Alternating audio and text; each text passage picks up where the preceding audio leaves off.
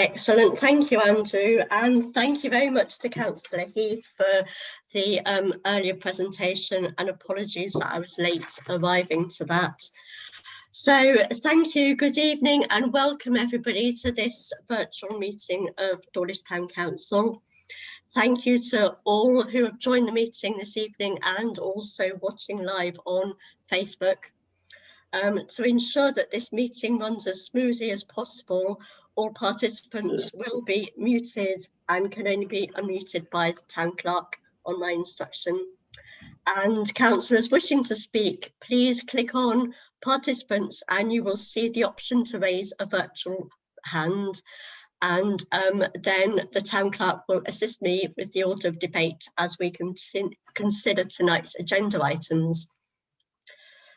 Okay, so virtual meetings are being recorded and live streamed, and therefore should you not wish for your image to be recorded, please turn your camera off now. Okay, so I'd now like to begin the meeting, starting with number 6 on the information page of the agenda. So recording this meeting is being recorded. Councillors, please ensure that your mobile phones are either switched to silent or switched off. Okay, so public participation. Members of the public are given an opportunity to address councillors present at this meeting regarding agenda items at the discretion of the chair. Andrew, do we have any members of the public with us this evening? No. Okay, thank you. So we shall now proceed to page 3. Apologies for absence this evening. We've received apologies from councillors Dawson and Main, Chairman. Thank you. Can we all vote to accept those apologies, please? Raise a hand. Excellent, thank you. Sorry, Chair, if I may. I think we have a apology from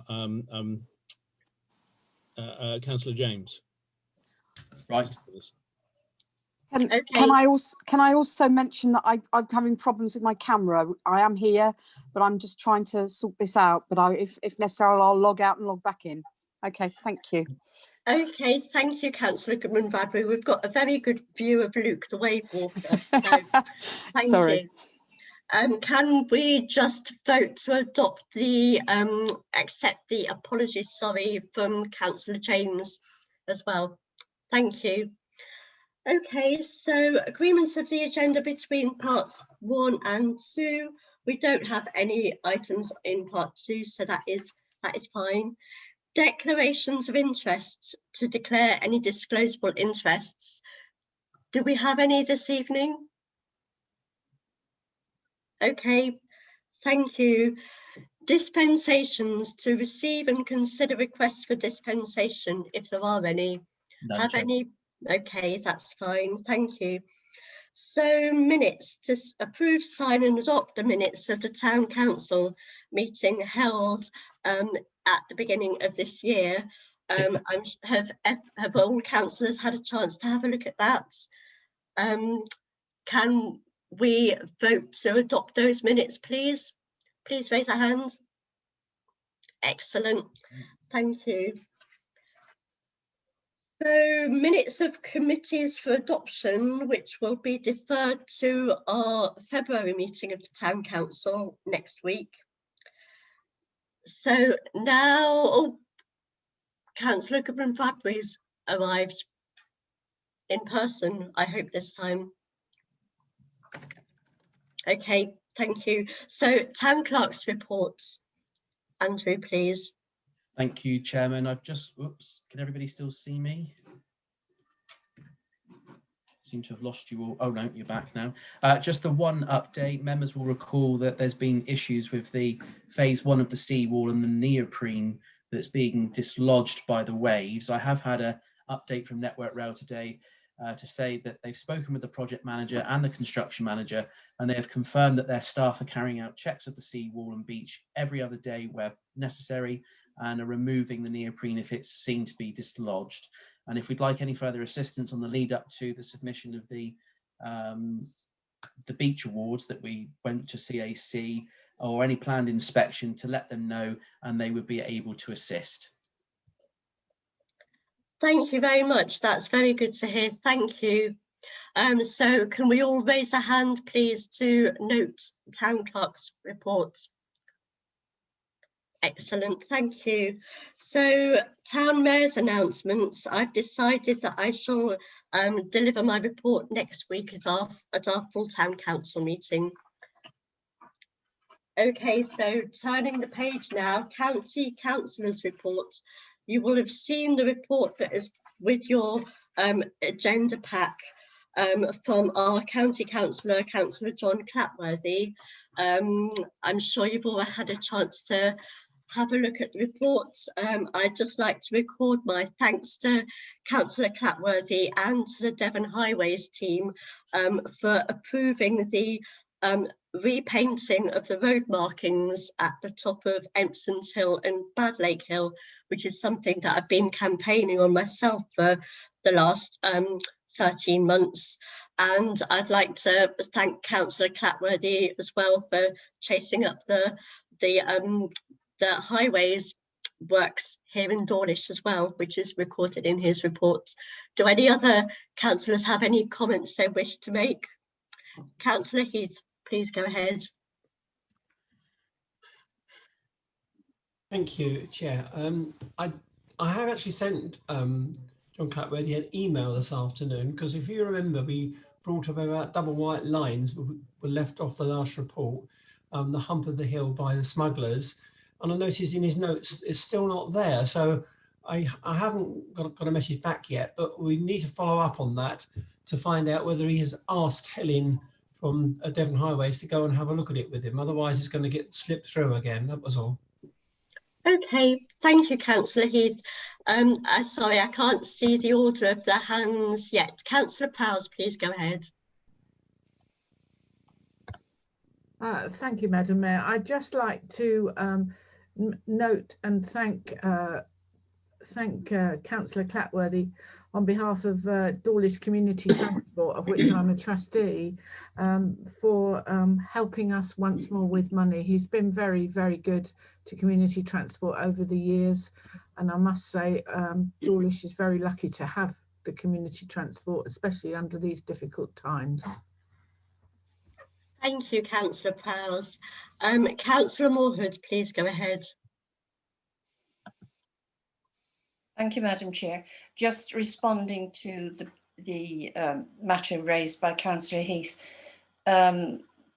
his query and request for double white lines on the A379 from smugglers towards Dawlish was reported some time ago. It has recently been re-reported because myself and the projects officer have been thoroughly going through old town and parish audits and green reports. I assure you it has gone. Thank you. Thank you, Councillor Moorhood. Councillor Taylor, please go ahead. Thank you, Madam Mayor. I'd just like to turn this from a score draw to a win for Councillor Clapworthy in terms of line painting on roads. So I'm very pleased to report the double yellow lines at the top of Hospital Hill have now been painted on. It's taken 4 years, but well worth the wait. And now people can pull out from the top of Hospital Hill to turn right with less of a fear of being smashed into from the side. So thank you very much to John for that. That's excellent news. Okay, so thank you, councillors. Can we raise a hand, please, to note the Councillor Clapworthy's report, please? Excellent, thank you. So now moving on to, I've lost my page, sorry, excuse me. Now moving on to the next item, District Councillors' reports, if there are any. Or do councillors wish to save those for next week's meeting? Okay, thank you. Town councillors' reports, if there are any, or do councillors wish to save those for next week's meeting? Okay, thank you. So then moving on to item number 12, small grant application, to consider approving the small grant application received from Gatehouse School Parent and Teachers Association. So I'd now like to invite Councillor Martin Wrigley, Chair of F&GP, to present this item, please. Thank you. Thank you, Chair. It's slightly unusual to have a grant request come into full council, but this is following a grant request that we had at F&GP last week. So last week we had Westfield Primary asking for some funds to help them support getting tablets or laptops for the children at the school who don't have them and don't have access to them. And we considered that this is not only vitally important, but also extremely urgent. Every day that children don't have access to the online lessons, the online resources that the school is putting out, those children are receiving less education than even they might in these difficult times. So at that meeting, we suggested that the other schools might also like to look in to this grant scheme and to put forward applications, and Gatehouse have done so through their Parent Teachers Association. So this grant application is for £250 to help them buy tablets for those children who desperately need them. There are many, many more than will be covered by £250. So I would like to propose that we match the other grant that we did and we double that to £500, and we grant that immediately so that Gatehouse can get some more children with access to tablets to actually get on with learning and get something out of it, especially in light of the news today that schools will not open until at least early March, mid-March at the best. And I wouldn't imagine that'll be coming forward at all. So so that is why it's here, and that's the proposal, that we do £500 for Gatehouse, for tablets for the children much in need. And will anybody second that, please? Oh, lots of people. Thank you very much, Councillor Wrigley, and I'm very happy to second that. But I can see lots of blue hands raised, so I'll go to the first. Okay, to the first councillor, Councillor Prowse, please go ahead. Sorry. Very, very happy to anything for education. I think it is the building block of life. So very happy there. Thank you, Councillor Prowse. Councillor John Pedrick, would you like to go ahead, please?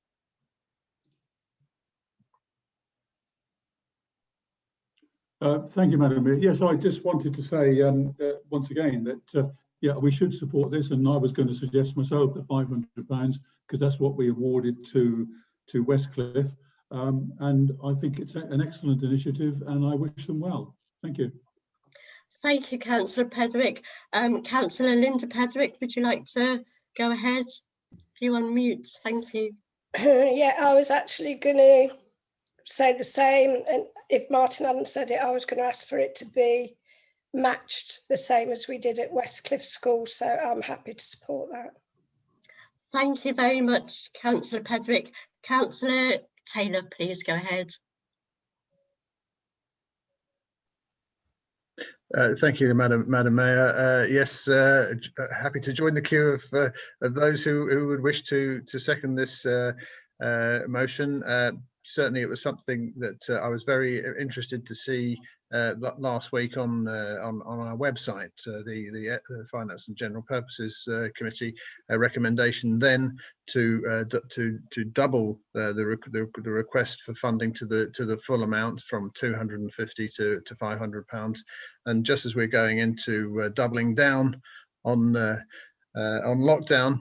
It's great that Dawlish Town Council are on the front foot with this in doubling up from 250 to 500. I think it's an excellent suggestion from Councillor Wrigley in the first place, and yes, I hope that we see requests from other schools where they have the financial need to support their pupils too across our parish, because it's very, very important now. I think it's such a trying time for parents trying to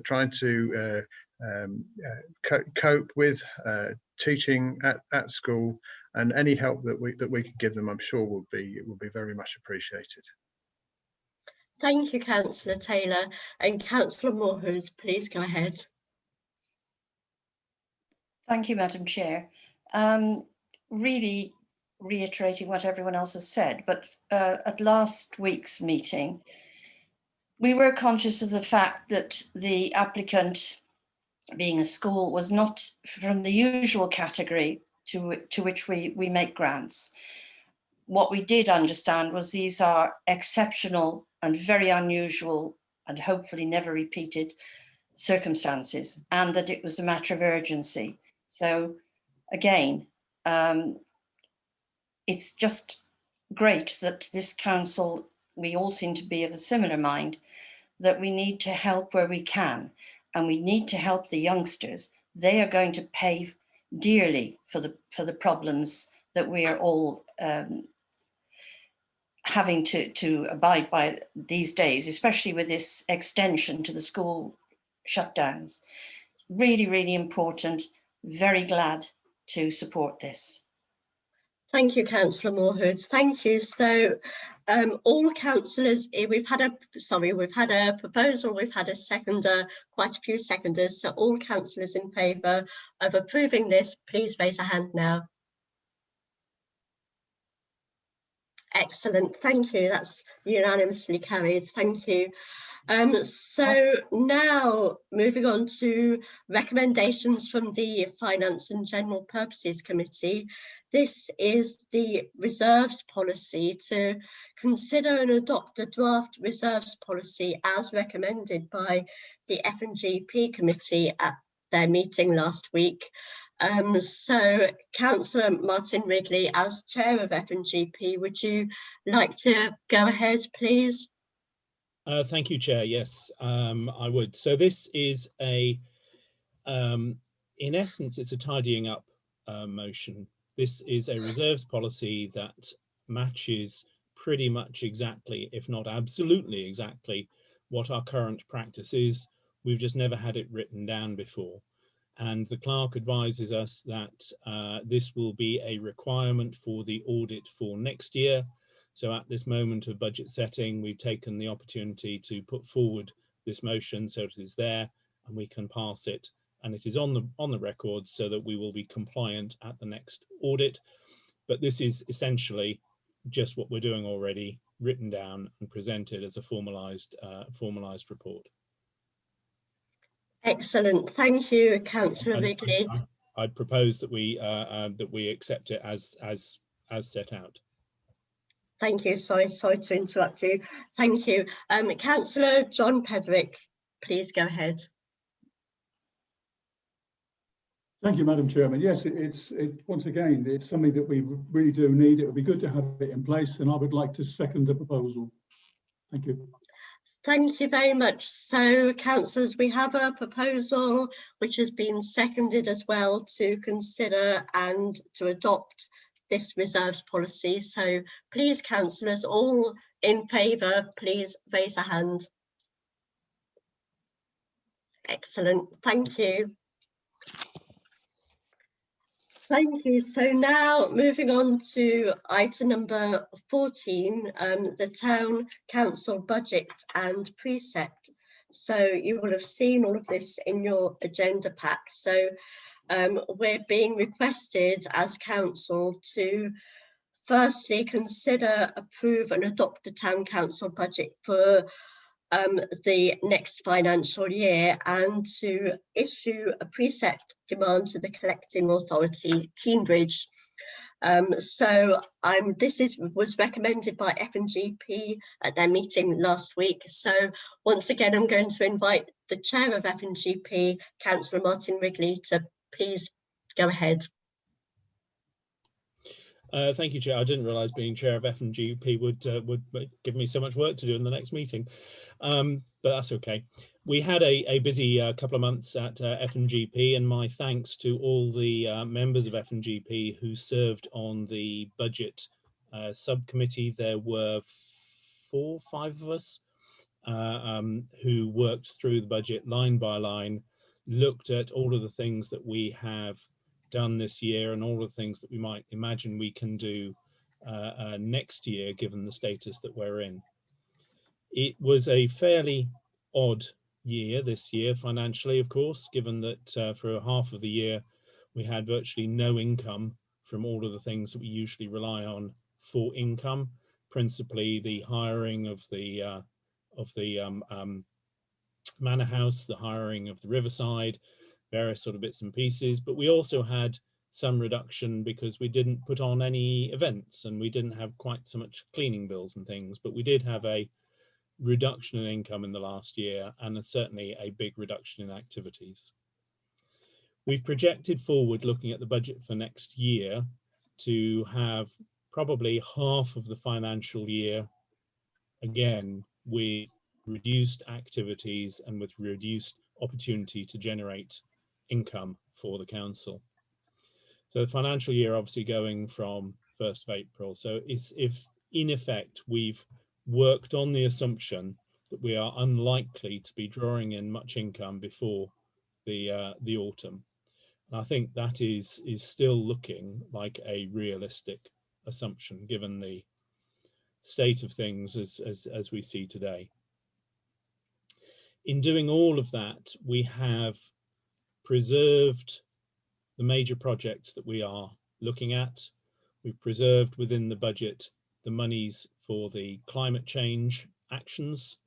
We've preserved the monies for the play park project. We've preserved the monies for repairing the skate park and for CCTV.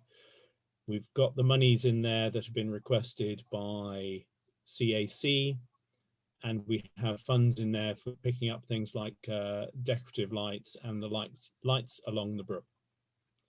Importantly, also, we have a major item in there, which is the skip hire, the rural skip hire, which is some 14,000, which has come in, which is a lot more than it was in previous years, although we did pay for some of it before.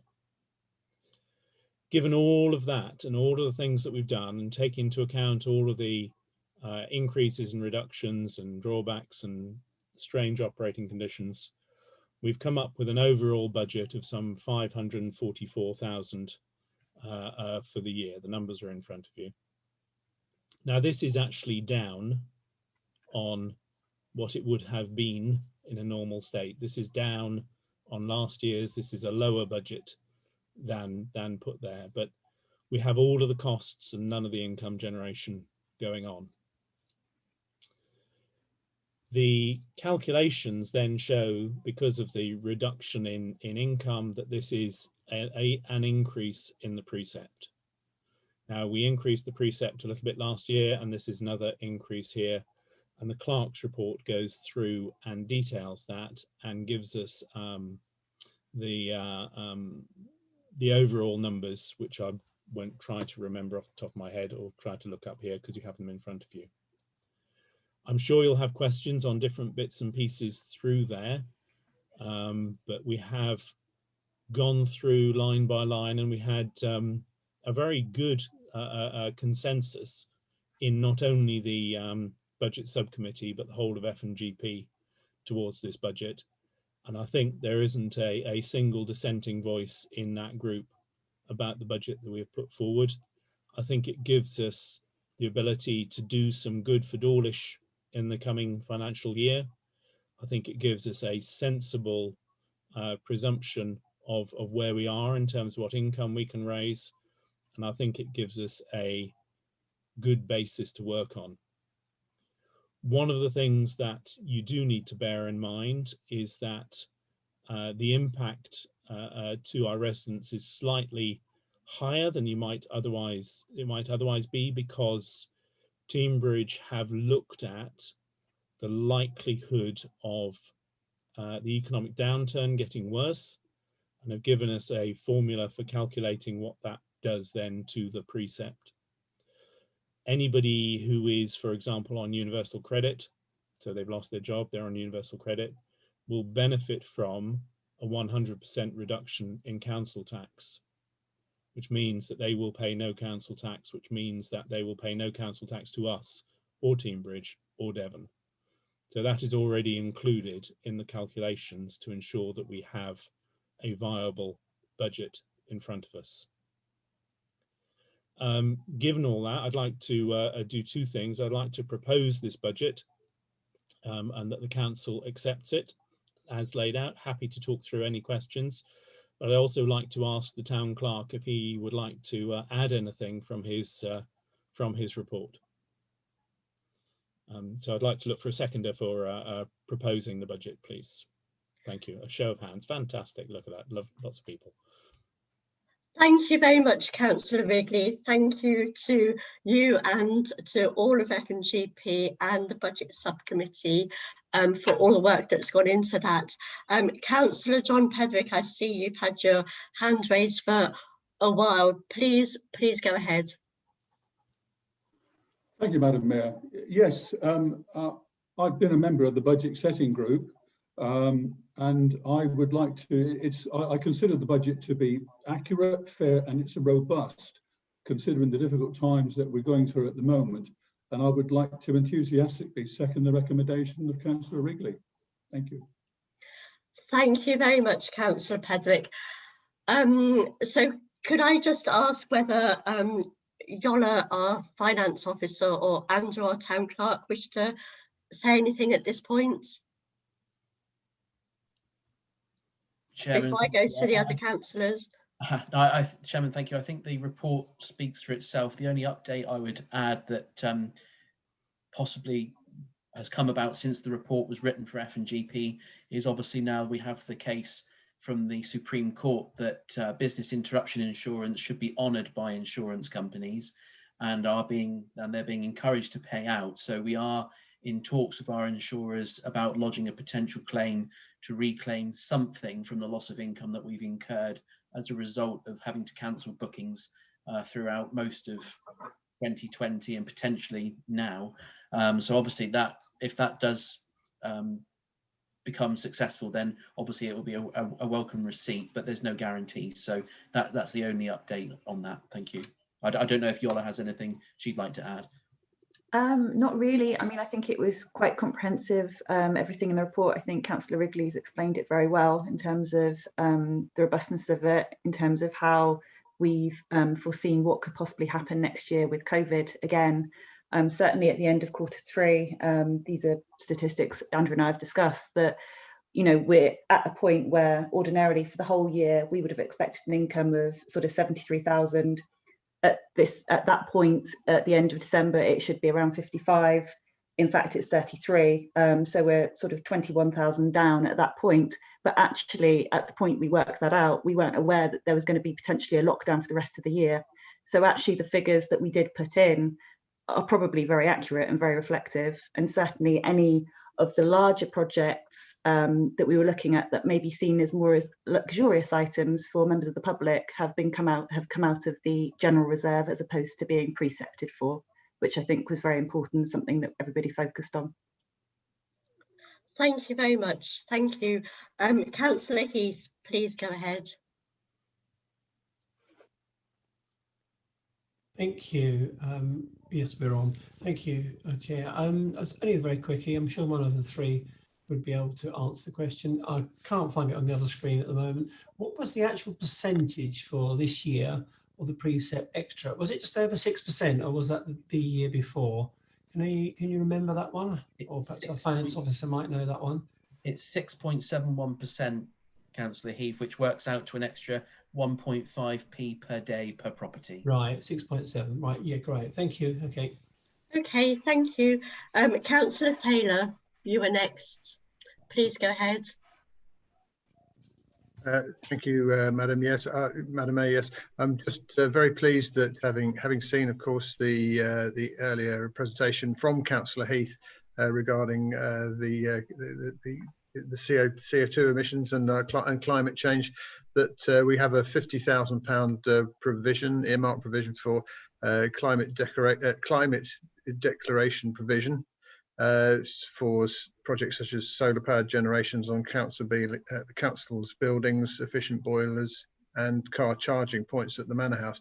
All really good things, and that to be included, given that we no longer receive any government funding anymore, an amount that that was just a little bit under that £50,000, £48,000, I think, that we no longer get from the government, to have delivered a budget such as this, which in real terms works out at 1.5 per day per property, I think is a real achievement. So I've been beaten to the punch on seconding Councillor Wrigley's motion, but I fully support this report, and I shall be voting for it.